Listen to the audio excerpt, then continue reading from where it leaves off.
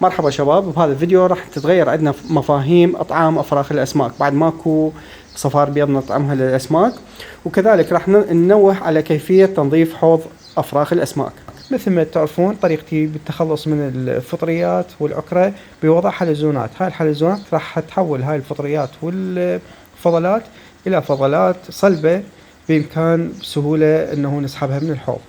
مثل ما تعرفون ايضا انه طريقتي بسحب الفضلات من الحوض هي طريقة السيفون. استعين بهاي الكاسة البلاستيكية وصوندة، هي هاي الصوندة راح اسحب بيها الفضلات. اقوم بسحب الفضلات بصورة دورية كل 24 ساعة بمقدار ربع مي الحوض. استبدل هاي المياه اللي اني اسحبها بمياه قمت بتخزينها قبل 3 ايام. أنا أستخدم هاي الحلزونات، إلها دور كبير بتخليصي من الفطريات العقدية اللي هي تمسك، كانت بالأفراخ من تنزل بالقعر تمسكها وتخليها بعد ما تقدر تسبح وبالأخير تموت الأفراخ. الحلزون شي يسوي؟ يلم هاي الفطريات ويحولها إلى كتل سوداء مثل ما تشوفوها، يخرجها عن طريق فضلات، يعني تصير كتلة سوداء. أنا بهالحالة راح أقدر أسحبها بكل سهولة من الحوض. لا تخافون إذا انسحبت الأفراخ، لأنه راح تنزل بالكاسة اللي احنا وضعناها، وهذا الغرض من وضع الكاسة. مثل ما تشوفون تجمعت هاي الفضلات. أنا باليوم أطلع كاستين فضلات.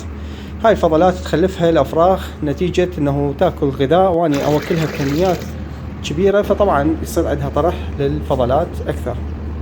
عندي بهذا الحوض حوالي 200 فرخ. أسحب هاي الفضلات على مود أحافظ على أدنى مستوى من عكرة المياه. هذه الكاسة الثانية اللي طلعتها هسه راح اتخلص منها. الكثير منكم يسألوني كيف اسحب الفضلات من حوض الافراخ بدون ما ادري. انا بصراحة ما لقيت افضل من هاي الطريقة، واللي هذا اني اتبعها. اوصيكم دائما تعتنون بكمية الاكسجين ونظام الفلترة، جدا ضروري لحياة الافراخ. فد شوي راح تلاحظون اني شقد سحبت من المي. تشوفون نزل مستوى المياه تقريبا، انكشف عندي الفلتر، هو هذا مقدار ربع المياه اللي اني كل يومية استبدله. هذني الحلزونات كملن شغلهن، اني راح ارجعهن للحوض. طبعا تقدرون تخلوهن انتم بالحوض، بس راح تخلف فضلات اكثر، ما يحتاج. كل ما يتوسخ الحوض ارجع كم حلزون يقومون بمهمة كل 24 ساعة. هسه اجى دور المياه اللي اني مخزنها. هاي المياه عمرها 3 ايام، على مود يطلع منها الكلور يتبخر.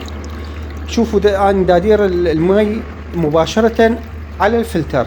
ليش ادير على الفلتر؟ عم يصير تيار قوي ويكسر ظهر الفرخ. طبعا اي سمكة يعني فرخ السمكة يكون حساس اتجاه التيارات المائية، فدائما من تخلون المي تضيفوه على كيفكم بحيث ما تسوون تيارات قوية. هم مثل ما تشوفون اني ترست المي ويا حافة تهوية الفلتر. هاي ليش انا ترسته ويا حافة تهوية الفلتر مو اكثر؟